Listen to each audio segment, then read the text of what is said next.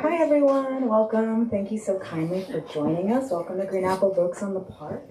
My name is Cara Johnson. I'm the event coordinator for Green Apple, and I am deeply honored to welcome Kayla Min Andrews and Cathy Park Hong to celebrate the release of Katherine Min's novel, The Fetishist. Let's give them a hand.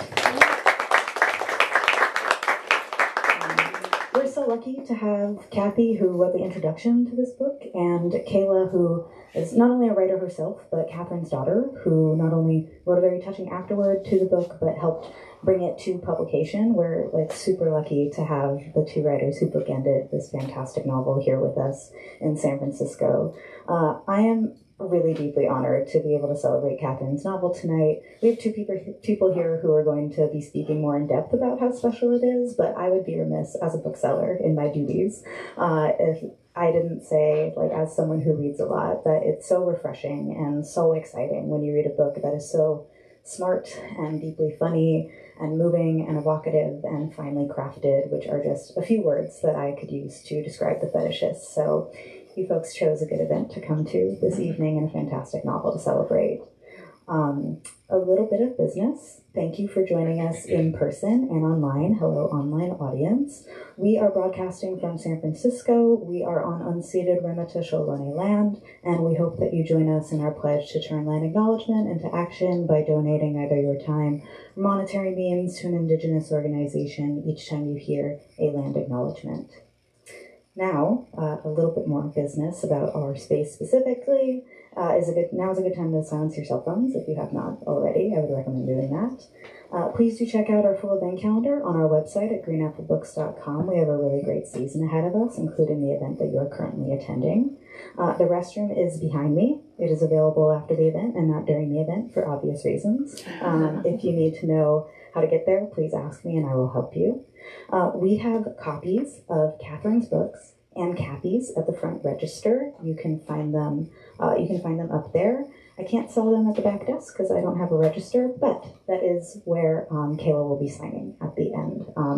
If you have any questions about where to go regarding that, please ask me, and I will gladly tell you. Without further ado, I'm going to go ahead and introduce our authors who are joining us all at once, and then they'll come up here. We're going to hear a little bit of an excerpt from the book, a conversation between Cathy and Kayla, and we'll have an audience Q&A and then a signing line afterward. That's what the show's going to look like this evening. First, Cathy Park Hong's New York Times best-selling book, Minor Feelings, An Asian American Reckoning, was a Pulitzer Prize finalist, won the National Book Critics Circle Award for Autobiography, and earned her recognition on Time's 100 Most Influential People of 2021 list. She is also the author of poetry collections Engine Empire and Dance Dance Revolution, which was chosen by Adrienne Rich for the Barnard Women Poets Prize, as well as Translating Moam. Hong is the recipient of the Wyndham Campbell Prize, the Guggenheim Fellowship, and National Endowment for the Arts Fellowship. She is a full professor in English at UC Berkeley. Please welcome Cathy Park Hong.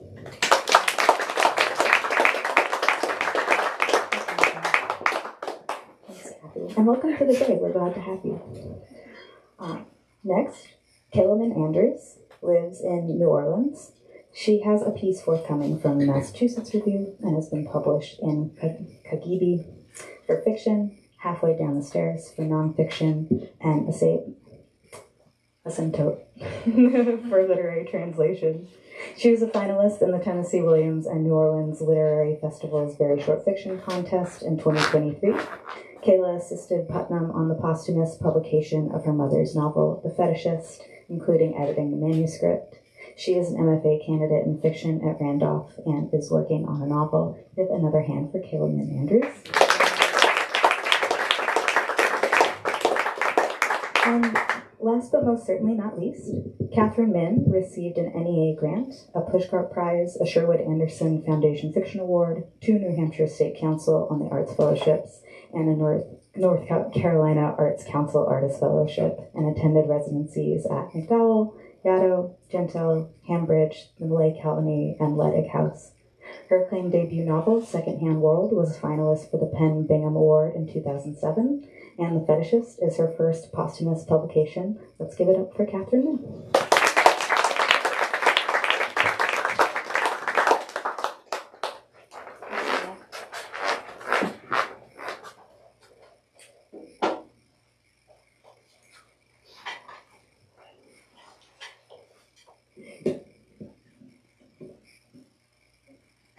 Do you want to start with the reading, or yeah? say some words? Yeah. Oh, yeah. Hello, welcome. I'm really excited to moderate this conversation with Kayla about her mother, Katherine Min's book, who I met at Yaddo, this artist residency in upstate New York in 2009. And I'll say a few more words about her, but first, I think for most of you probably have not read The Fetishist yet, and I recommend it enthusiastically, ferociously. I recommend it. It's such a great book. And for you, I think it would be great for us to hear just an excerpt of The Fetishist. So Kayla, if you could just read 10 minutes of it, that would be wonderful. Mm-hmm. Hi, thanks for coming. I'm going to read a short excerpt. It's from the middle of the novel, but you don't need to know anything. We can just jump right in.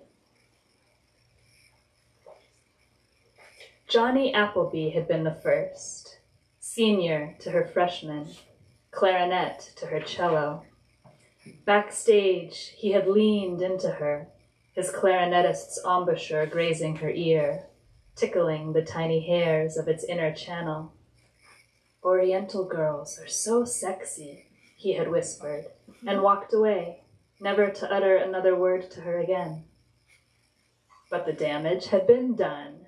Johnny Appleby had sown his seed, impregnating her with his 5-word pronouncement. Oriental girls are so sexy. Blush of pleasure at the implication. She, Alma Sunja Lee, flat-chested, twig-legged, scale-practicing daughter of greengrocers, was Oriental, like a rug, and therefore she was sexy? Was it true that all Asian girls were sexy? And even if it were true, what solace was there in being part of a throng, a teeming corridor of button-nosed, black-haired girls with sallow skin and narrow hips? If they were all sexy, then they were all the same. And if they were all the same, then in what sense was she, Alma Sunja Lee, 9th grade cello prodigy, a distinct entity worthy of individual attention? And yet, the possibility had emerged out of nowhere, from the hot clarinetist's breath of a boy she'd barely noticed. The possibility of sexy. And who cared, really, where it had come from? Alma, at 13, had been ready to hear the news. Alma ruefully congratulates herself now, from the other side of that life, reaches back, with tenderness and knowing mockery, to chuck her younger self under the chin. She could offer advice. Beware what you wish for, sister. Or solace. You'll have fun. But in the end, all she can do is nod her head to acknowledge the moment, retrospectively recognized and reinforced by repetition, when the promise of a lure had first been offered at the cost of self-erasure, and the twisted roots of racism had become so deeply embedded in desire that she could not dig them out, could not, in truth, distinguish them from the healthy roots. And so, Alma finds herself surveying the fetishists she has known over the years. Rice kings, Asiaphiles, victims of that mysterious, incurable disease known as yellow fever. Every Asian woman knows the generic type, but Alma breaks them down into 3 subcategories. 1. The cultural ambassador. Recognized by a pedantic tendency and messianic glint. Accessories may include Chinese character tattoo, usually love, honor, or something meaningless copied incorrectly from a fortune cookie, Buddha beads, or Korean War bomber jacket, in the home, joss sticks, and an electric rice cooker. Writing a haiku, optional. The cultural ambassador's shtick went something like this. I deeply respect and honor your people. Ni hao. I could tell you were Thai right away. Yeah, I can always tell. Oh, you're Korean? That was my next guess. I took a course in Mandarin Chinese. I have a black belt in karate. I love Vietnamese food. I think Kurosawa is the Asian Spielberg. Your skin is so soft. Your hair is so smooth. Can I touch it? Can I kiss you? In Alma's opinion, there was something almost endearing about the cultural ambassador. In his eagerness to prove himself a connoisseur of all things Asian, Alma read a paucity of confidence, saw the great white void against which was projected this false authority.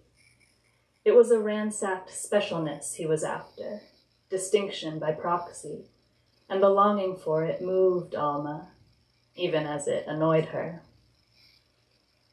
2. The carnal colonialist.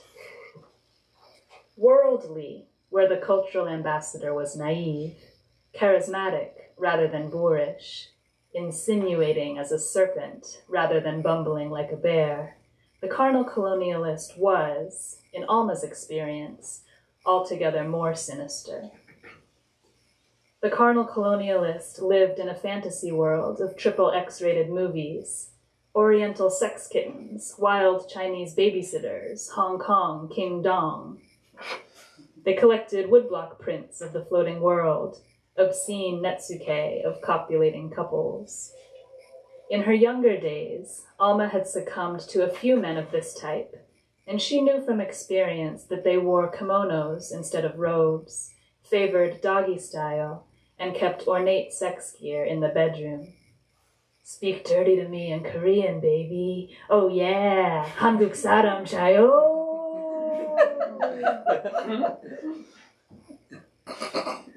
3. The rational revolutionary. Unlike other rice kings, rational revolutionaries were Black or Latino, and their modes of seduction were politically formulated. My dear, you have simply not lived until you've had an Egyptian, Ghanaian, Senegalese, Dominican lover. You don't, eyes suddenly piercing with indictment, have anything against men of my race, do you?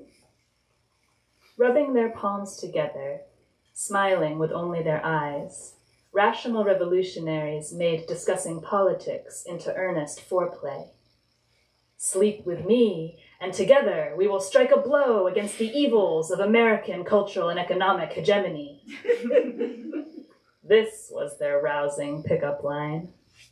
Spurning their advances, then, was not a mere personal matter, but a deliberate turning away from the struggle of oppressed people everywhere.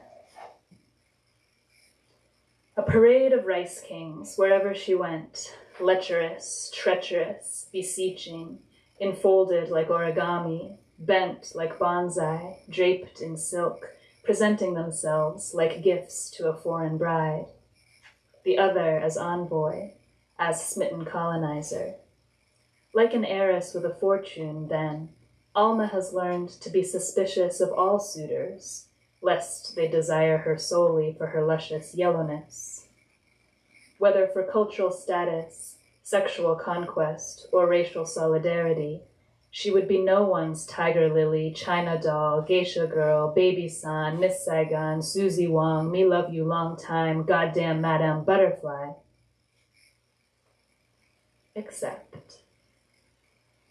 Except, and here is the thing Alma finds hard to face.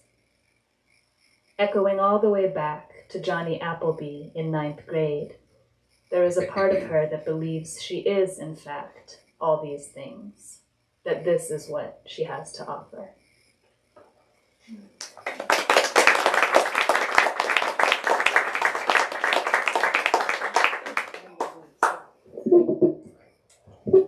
Thank you, Kayla. That's actually my favorite chapter in this Fetishist. It's just, she's just so spot on. She just nails it. And what I love about that chapter is just how she turns the table on, on sort of the white gaze. So it's like the Asian gaze on the Rice King, and how she how she kind of tallies and categorizes these Rice Kings in the way that like Asian women are hypersexualized and so forth. So I thought that was really just enticing and satirical and funny. So anyway, I want to say a little bit about how I knew Katherine. She died in 2019 from cancer, and I met her, I believe, 10 years previous to that. I think it was 2009, when I was youngish. I was in, I think I was in my early 30s. I don't know if you count that as young or not, but I was a youngish writer. And I remember meeting, I just have such a vivid memory of meeting Katherine.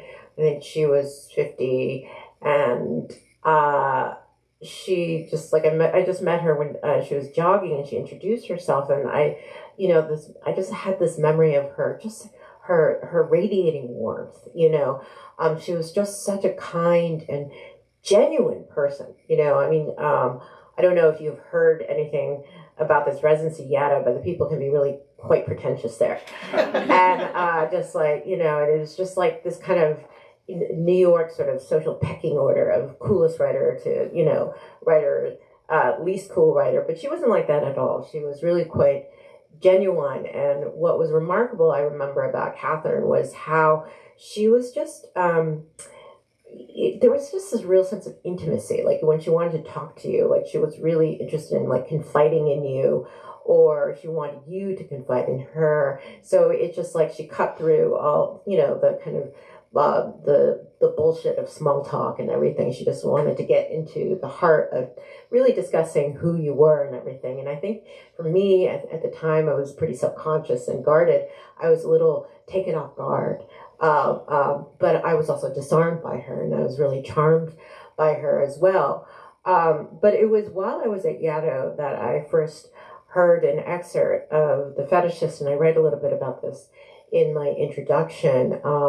She said she's been like painstakingly working on this book, and and I recall her saying that she was just like reworking the first chapter, and she would just start over, and she was just like, just painstakingly revise every word. And I was thinking, I'm a poet. I was thinking, she writes like a poet, But I remember her reading just an excerpt of The Fetishist, and it was actually a chapter that ended up being the last part of the book,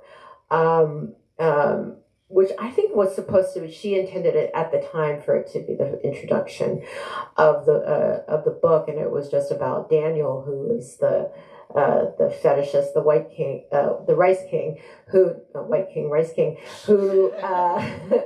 who sees her, an Asian girl, this detail of her clacking her retainer in her mouth, and I was just so electrified by this book.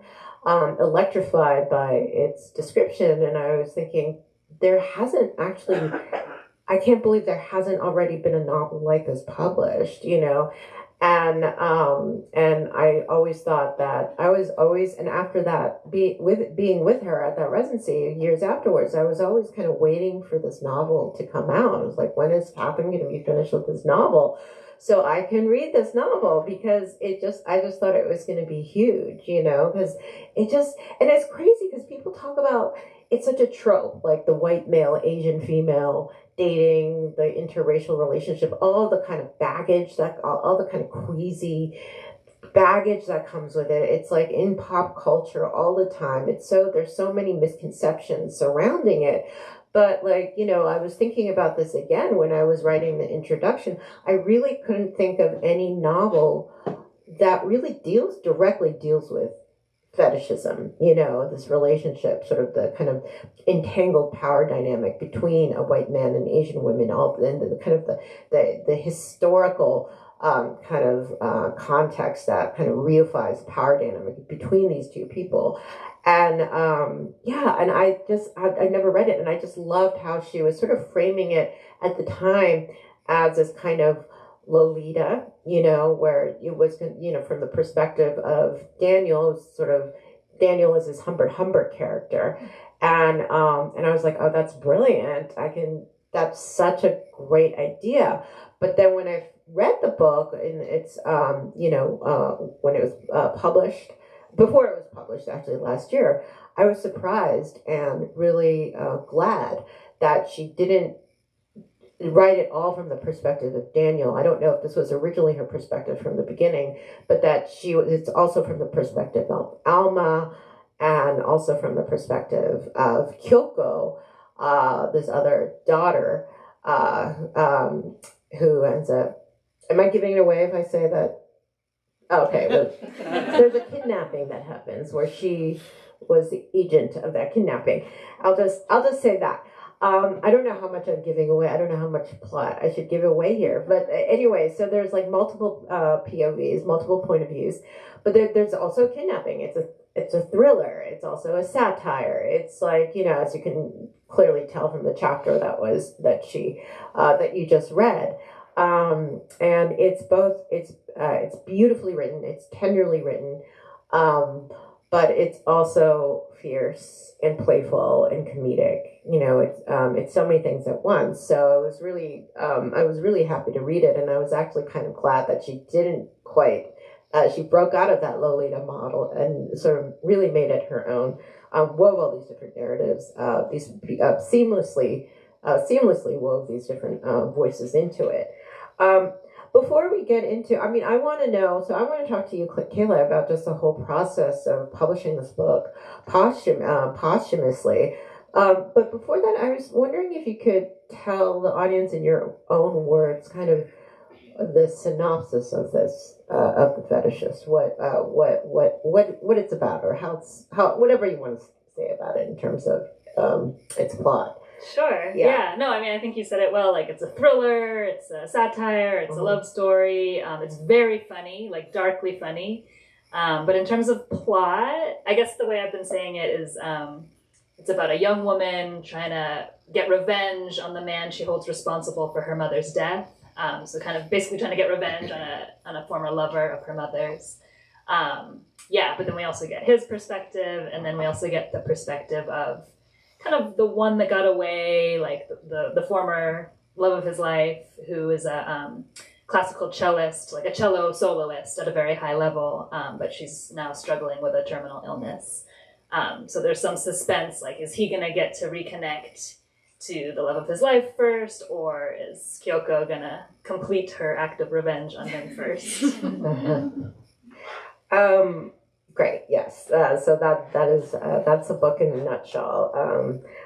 I guess the first question that I want to start off with is if you could share how you came across the Fetishist, how you decided to publish, how you decided to first, how you came to the decision of wanting to put her work out there for and why and how and when and why you decided to put forth the Fetishist. Like, if you could talk about that sort of publishing process, that would be great. Sure. Yeah, it's very unusual and kind of surprising, but yeah, so, you know, my mom was a writer. Like, my whole life I saw her writing novels, and her debut novel that she got published came out in 2006. It was called Secondhand World. They have copies. So that was her debut novel, and then it got a lot of good, you know, it got a lot of acclaim, and then she was able to become a professor of writing due to the success of that book. And then she started working on her next novel, which was The Fetishist. So I was aware of it. She was telling me that her second novel was going to have way more stuff happen, like way more crazy stuff, crime, and multiple storylines over decades, and it just sounded like way more ambitious. Like her first novel was just like one perspective, first person, whereas The Fetishist is omniscient, so you get lots of perspectives and kind of a godlike perspective. So I was intrigued, and then she sent me pieces like as she was writing them. And then in 2014, she got diagnosed with terminal cancer. She had a draft at that point, so she had a front to end draft, but she was still polishing. She was very much a perfectionist, so polishing, and then when she got diagnosed with terminal cancer, she says it happened in the oncologist's office. She was a very decisive person, but basically she decided like, fiction is not for me anymore. My time is limited now, and I want to spend my time understanding myself and kind of figuring out what I've been through and figuring out this whole mortality thing and just kind of head on. And so she stopped. She called it, she says she abandoned the novel, even though she had a complete draft. And like, I'm sure a lot of other people would have felt like it was good to go, but she was, still polishing, perfectionist, and then boom, started working on nonfiction. And so it's, the way that I actually ended up publishing The Fetishist is because, so she was working on these personal essays, these very like kind of direct and pared down short personal essays that she envisioned as a collection. But she was still writing those like right up until her death. Like even in the hospice room, she'd be on her laptop. Wow. And just seeing that, like that image kind of haunts me, right? Of her like in her hospice room typing and, so the idea that those essays would never see the light really bothered me.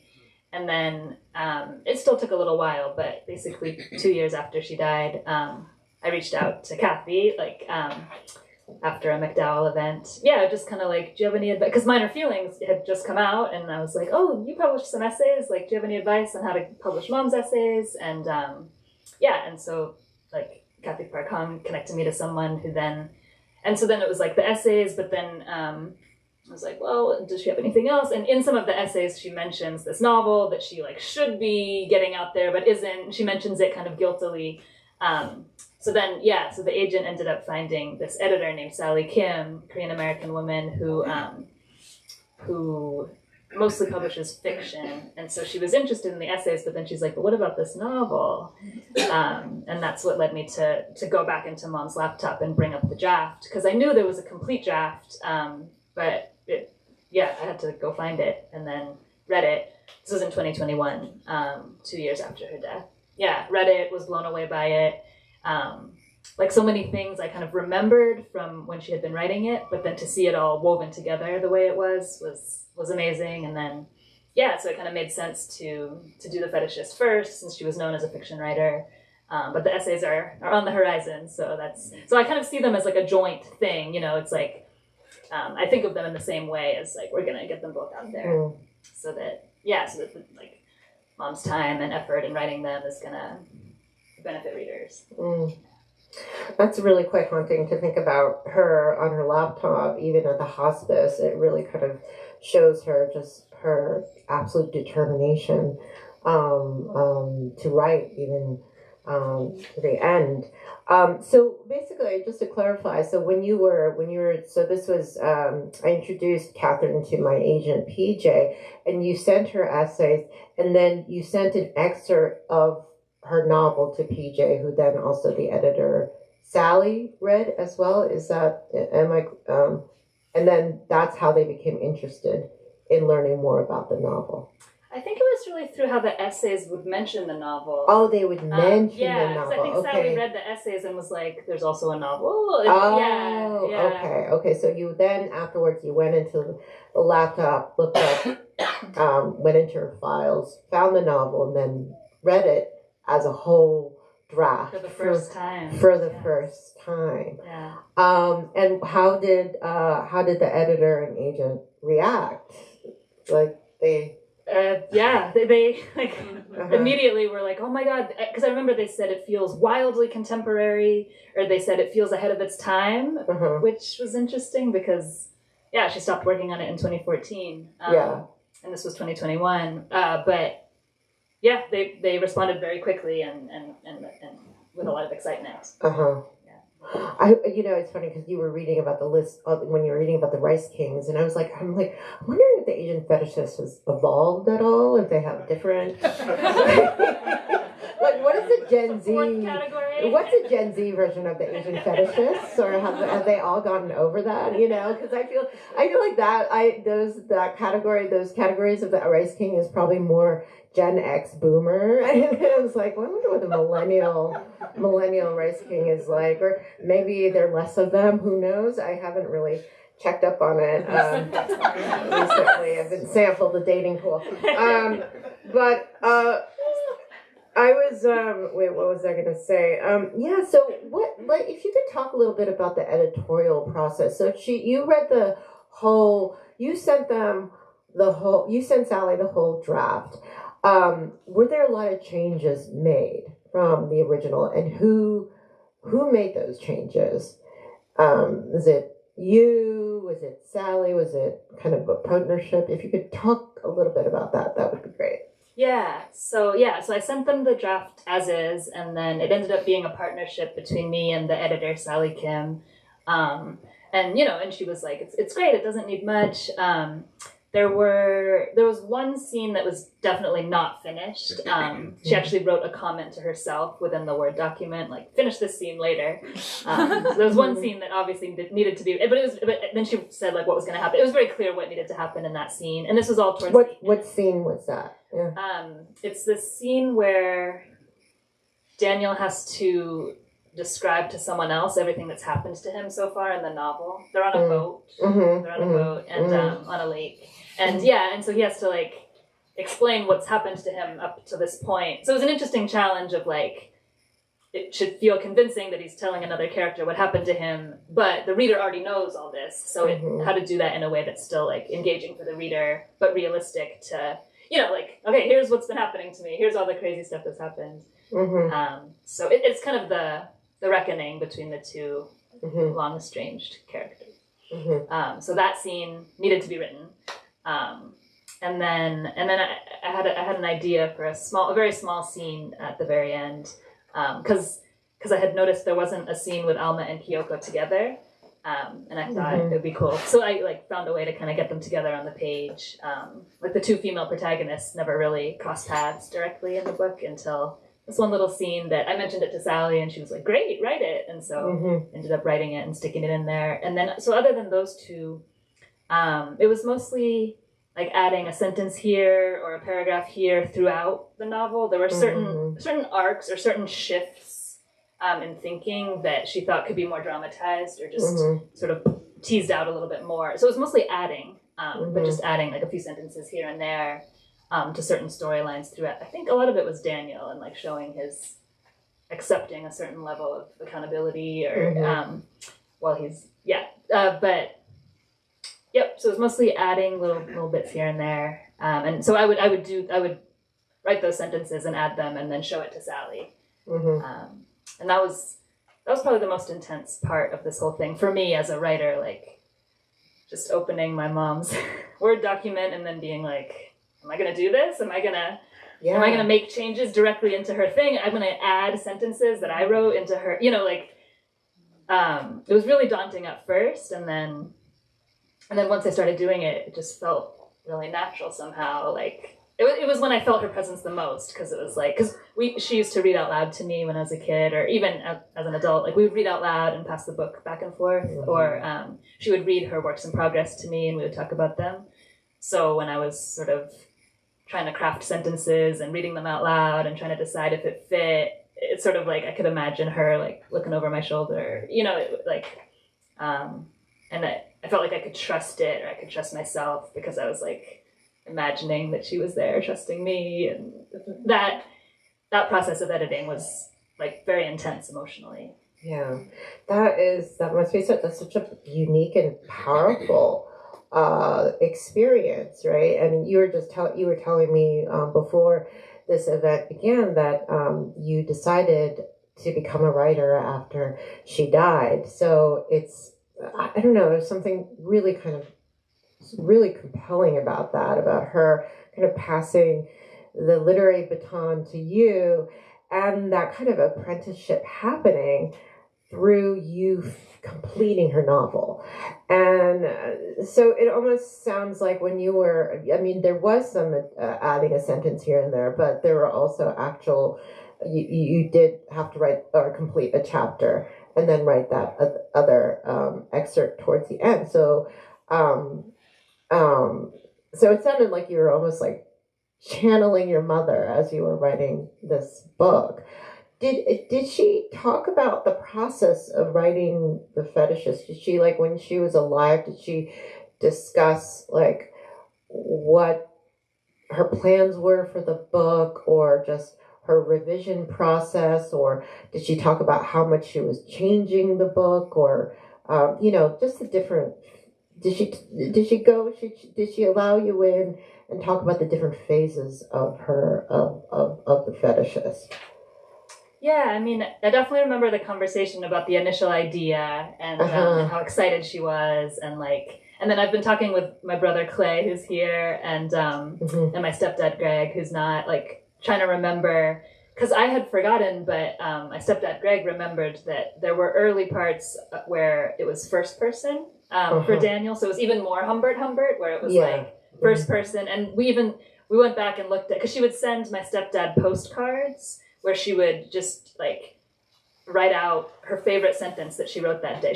When she was at artists' residencies, and she would send him postcards with the one sentence that she was most proud of that she wrote that day. And so he has all these postcards, and so recently he and I were looking through them, and some of them are first person, and they're and there's even a part that's like, ladies and gentlemen of the jury, and it's just like, it's so Humbert. So it's like she was really channeling it at first, and then actually sort of changed it to third person and stuff like that. But yeah, like, she would send me pieces. She would send me chapters as she was writing them, and in terms of her process, she would always say that she was like clipping well-pruned trails leading nowhere, like, as if you're, like, it would make sense to just kind of hack with a machete and just kind of see where you're going, but no, she, like, had to, like, clear this perfect little path, but then there'd be parts where it's like, oh, we don't actually need this whole chapter or this whole part. She was sort of, like, defiantly inefficient in her. She liked to just really get every sentence perfect and every chapter perfect. But then with a novel, sometimes you realize, like, oh, I actually don't need this entire part or this entire chapter. And so, yeah. So I mean, I remember, like, just parts she would send me that were beautiful, but that actually weren't in the final manuscript.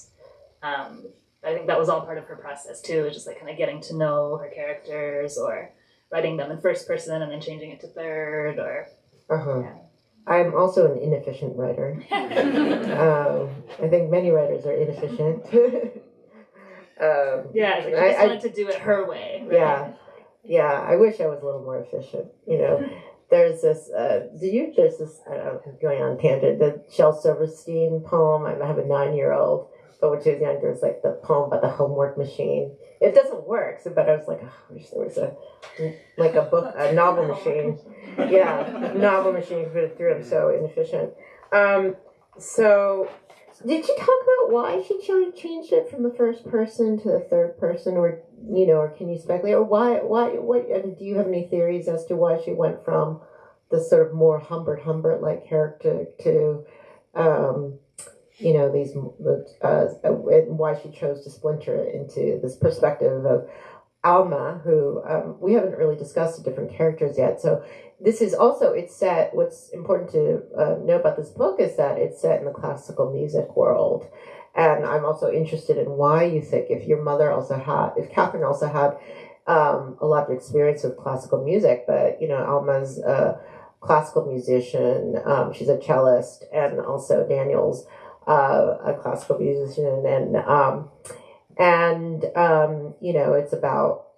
it's about their affair, and Alma's this beautiful genius of a cellist who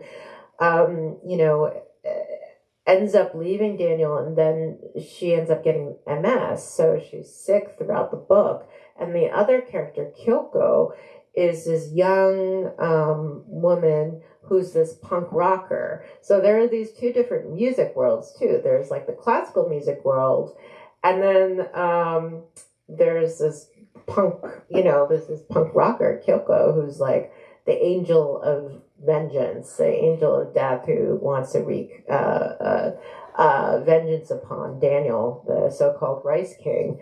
And then from there's this kind of madcap abduction that happens.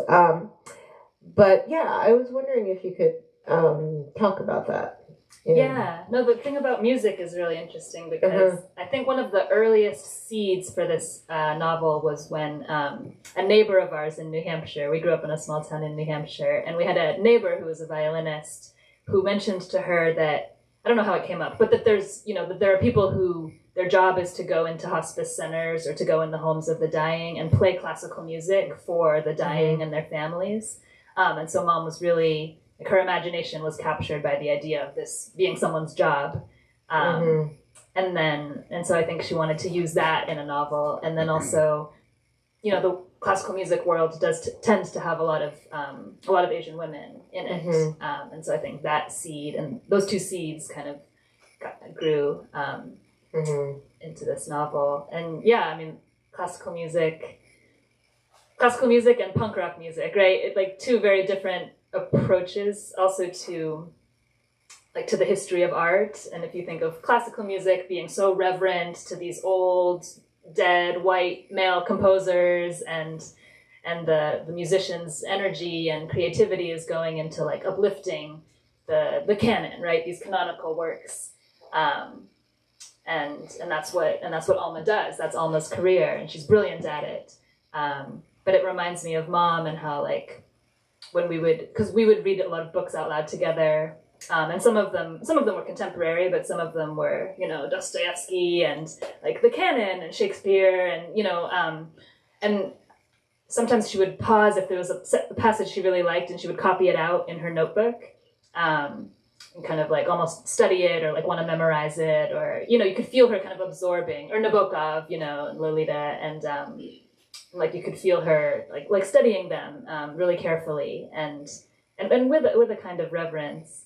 But then there's also the like, haha, like I'm gonna use those tools against you, or like I'm gonna write this beautiful book that's gonna like take some of the things, some of the like sentence structure or exuberance or ways of using language from Nabokov, but then I'm gonna use it, to make fun of the Rice Kings, or and then, I think about, just the relationship to a history of art that excludes you, right? Like if you're an artist and you're a woman or a person of color or any kind of marginalized group, it's like, what do you do with these works and these artists that we're all supposed to revere, but that wouldn't have seen you maybe as fully human or wouldn't have valued your voice? Do you get angry about it? Do you want to like tear down that system? Or are you like, okay, I'm gonna get really good at this. I'm gonna like absorb this for myself. And I think you see that with Alma and Kyoko. Yeah, I'm also thinking about classical music and how it's just, it's there's also a lot of East Asian, young women and men who play classical piano and violin and all those instruments, and how it's it's like a stereotype that, okay, you're Asian, you grew up playing the piano because you were forced into playing the piano. And it's also it's not it is white reverence, but it's also sort of like that's a measure of excellence, right? A measure of excellence and prestige and a class marker that this is how it's an aspirational skill, hobby, whatever you want to call it. You take classical piano so that you will, because that's the path to gaining some kind of status that's adjacent to, if not white, that's adjacent to whiteness. I was wondering, we didn't talk a little bit. We only have 5 minutes, so this may be my last question, and maybe more people will ask questions about this. But this book is titled "The Fetishist," and so, as I was saying before, I haven't really read very many books that deal squarely with this issue of the interracial relationships between Asian women and white men, and just sort of the societally how Asian women are like, there's also this kind of asymmetry, right, of sexualization that happens between Asian men and Asian women, where Asian women are hypersexualized and Asian men are undersexualized. So like if you go on social media, right, like the oft cited statistic that Asian women are considered the most desirable among men of all races, whereas Asian men are cited as the least desirable between from women of all races. And so like what ends up happening is like, oh, you should feel jealous of Asian women because they're considered desirable. But while they're considered desirable, they don't own their own desirability. They don't have their own sort of agency in terms of who they desire and all. I've been hungering to read a book that really, and there's also a lot of misconceptions around it. Like, it's like Asian women only date white men because they want to be white, or they think white, they're internalizing whiteness. And I'm like, I think it's a little bit more, I think it's more complicated than that. I think it's more nuanced than that. I think there's also a lot of, that it's also coming from, perhaps trauma from the family and everything. And, there's a lot of different, reasons why there is this there is this pattern. What do you think your mother, or you actually, you could talk about what your mother was thinking of doing, or what, when you're reading this book, what do you think she's trying to do in her exploration of Asian female sexuality through the satirization of Daniel? Yeah, it's a great question. Mm-hmm. It's a big question. Yeah, because I worry that people might see the title and think it's satire in the sense of like, the whole point is to completely skewer Daniel or to completely skewer white men or men. And like, I think anyone who reads it will see it's really not that. It's like, it's portraying this reality that's real and that we all know is real, and it's messy and it's human, and like all these characters are damaged and flawed, and like there's no easy answer, or there's certainly no like policing of who should date whom and why, or what kind of relationships are good or bad. It's more like, yeah, just capturing the mess and allowing us all to see the mess more clearly. I think part of what makes the novel so great is that there is a lot of uncertainty and discomfort to sit with, where you don't know what the right thing is, or, why does this character love this character? I got a lot of feedback from people like, well, why does she love Daniel? And it's like, why does anyone love anyone, right? It's messy, it's dumb, like I don't know. And I like that. I like that it captures that, and it doesn't give it doesn't prescribe the correct way to go about loving or desiring or dating or having sex, right? It's just like capturing a reality in a way that we can all recognize, and but not trying to tell us what to do or even how to feel about it. Okay, great. Thank you. This is the end of the conversation portion of the Fetishist of our. I thought we would open it up to questions.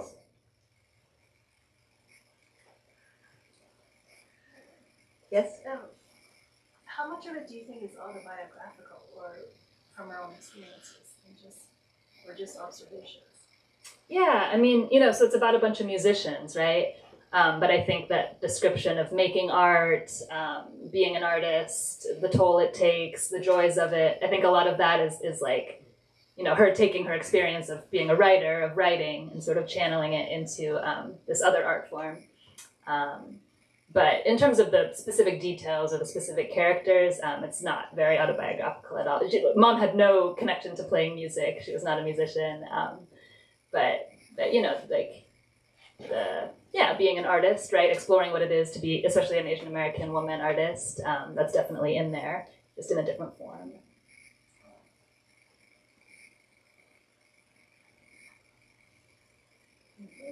How similar is your writing process with the inefficiency of the perfection?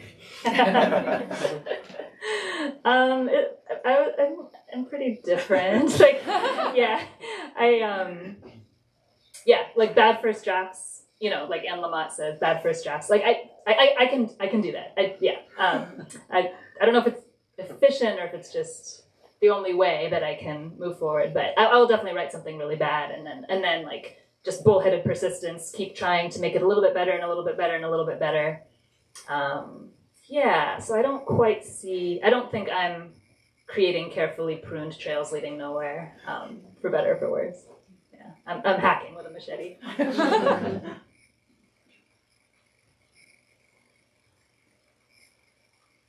I have another question.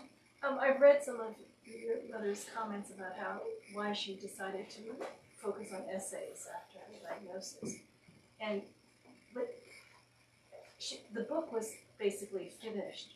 What do you think was really holding her back from finishing it, or what was her motivation?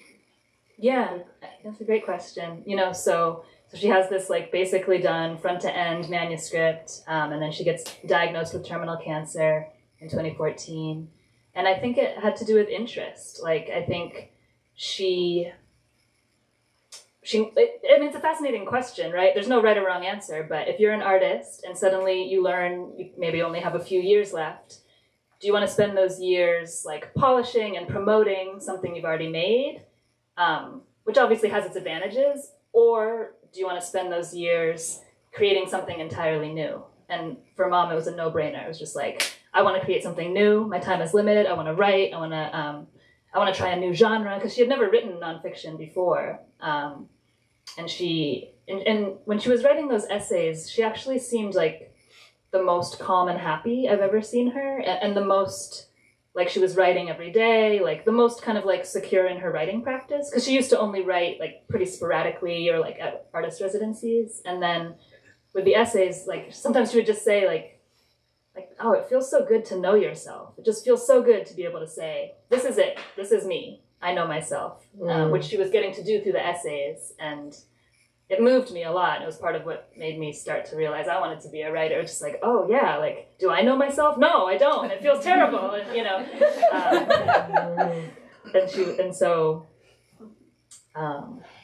yeah. What was the question? Why she, yeah. So I think that's why she wanted to know herself, and there was this urgency of like, I don't have much time left, and I want to just really get to the bottom in a very like literal, concrete way of like what I've been through in the past and where I'm at now, and how I'm thinking about looking forward to my own, how I'm looking towards my own mortality. And so I think that's where her interest was, that's where her intellectual curiosity was, and that's where she wanted to put her creativity right up until the end. Will the essays be coming out soon? Yes. More information coming, but yes, the short answer is yes. But it's, it's on the horizon. Yes. She also wrote about kind of having a hard time writing too because of chemo and just feeling like a slug, I guess, throughout that. And almost like it sounded in some of her essays that are on the website that she kind of like criticized herself for not writing. Yeah. But it's interesting that you said that she wrote more consistently even when she was sick, even though she struggled with it. Yeah. There's like someone famous said like, writers are people for whom writing is harder than it is for anyone else. I forget who said that, but you know what I mean? Like, yeah, I think with all writers, there's this weird paradox where it's like, this is what we care about, this is what we want to be doing, and it's so hard and we don't want to be doing it, and we're procrastinating and we're looking for any excuse not to do it. Like, yeah, it's just sort of a thing among writers. But Mom... Yeah, it is interesting that, like having chemo and having all these health problems, like it's obstacles, obviously, to doing anything. And yet I did see her writing more consistently when she was sick. And I think part of it might have had to do with knowing she didn't have to keep it up too long. She has an essay called On Being a Sprinter, where she just talks about, like, fundamentally at my core, I'm not a marathon runner, I'm a sprinter. And I've always been this way, and like I want transcendence, I want the good things, I don't want the like plodding, daily, mundane things. And so she writes in that essay about how like now that I know now that I have terminal cancer, I can be kinder and more patient and more consistent with my writing and just more virtuous in general, because I know I don't have to keep it up too long.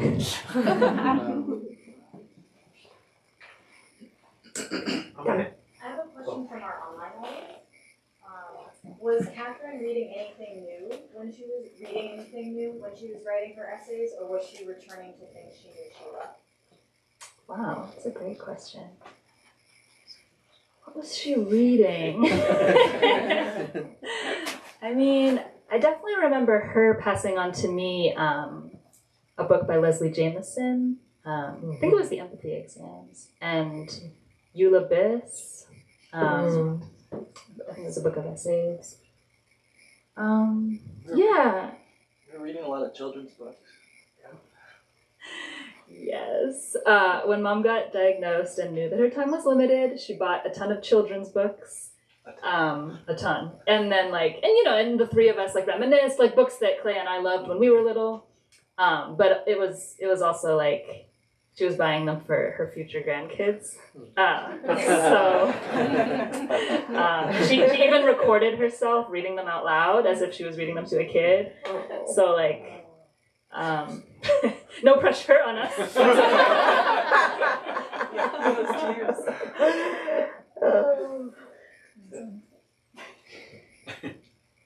And Mary Carr, I remember she was reading The Art of Memoir. Okay, I have another, sorry. I thought you made a really interesting comment, and I was thinking about that too. So I'm of an older generation than a lot of people here. And so I think when I experienced men, looking at me a certain way, being Oriental, using the word Oriental was acceptable or not acceptable. Asians are how much of the world's population, we're not exotic anymore, okay? Well, there were always more Asians than anyone else. That hasn't never changed. But you know what I mean? People being around others like us. Yeah. But I was really interesting is I wonder what happens now in this generation, because we're so much discussion of female roles, gender, etc. Are there still going to be people who fantasize about Asianness, or is that really maybe it's something of the past because we're so mainstream now?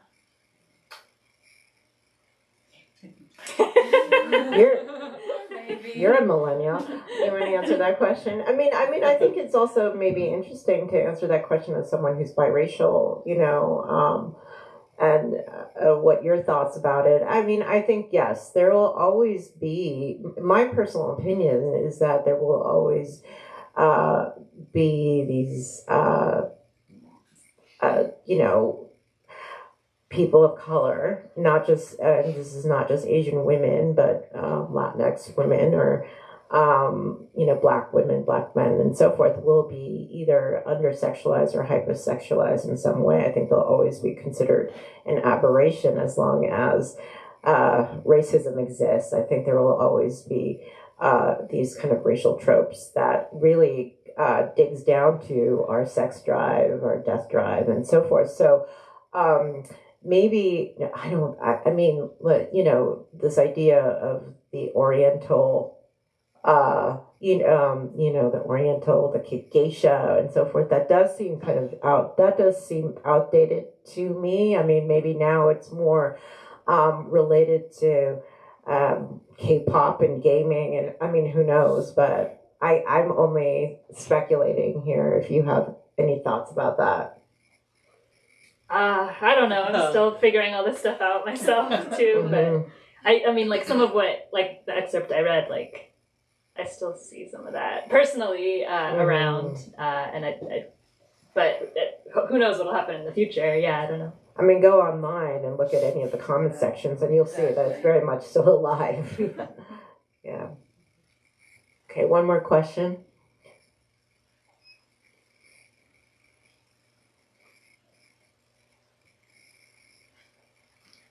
Don't be shy.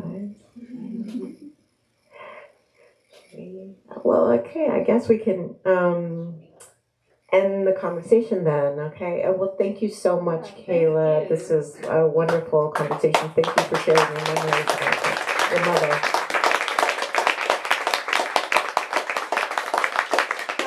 Can we take a crowd selfie? Do y'all consent? If we just stand like this. Oh.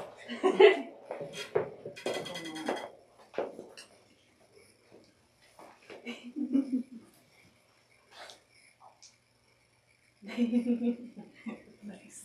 Okay. Thank you.